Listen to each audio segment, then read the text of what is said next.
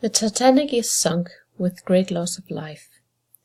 The maiden voyage of the White Star liner Titanic, the largest ship ever launched, has ended in disaster.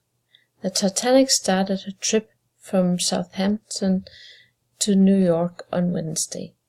Late on Sunday night she struck an iceberg off the Great Banks of Newfoundland. By wireless telegraphy, she sent out signals of distress, and several liners were near enough to catch and respond to the call.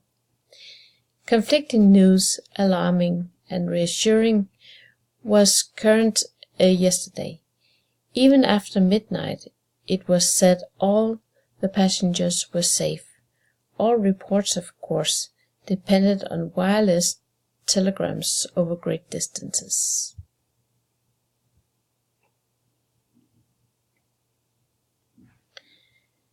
Late last night, the White Star officials in New York announced that a message had been received stating that the Titanic sank at 2:20 yesterday morning after all her passengers and crew had been transferred to another vessel. Later they admitted that many lives had been lost. An unofficial message from Cape Race, Newfoundland, stated that only 675 have been saved out of 2,200 to 2,400 persons on board. This was in some degree confirmed later by White Star officials in Liverpool, who said they were afraid the reports were likely to prove true.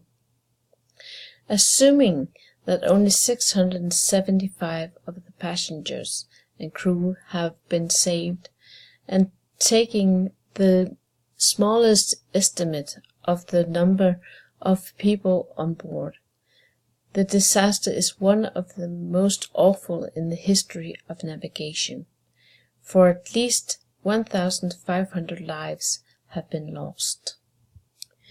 The stories of the disaster are more than unusually conflicting, and it is quite impossible to reconcile the bulk of the earlier and optimistic reports with the sinister news received after midnight.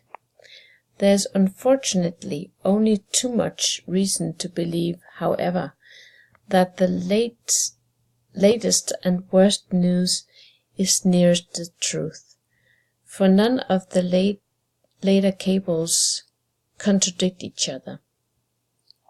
The main hope that remains is that the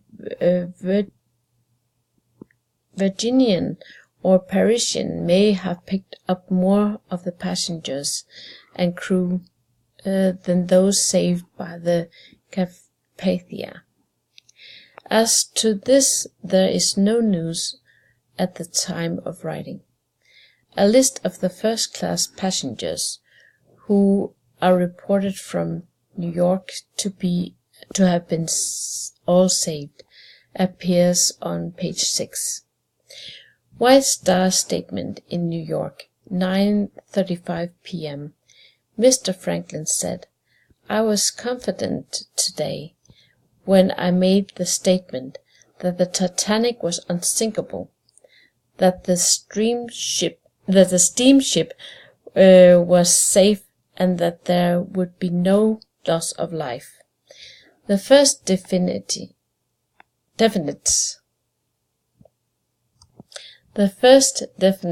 news to be contrary came in the message this evening from Captain Haddock. 9:50 p.m. The White Star officials now admit that probably only 675 out of 2,200 passengers on board the Titanic have been saved.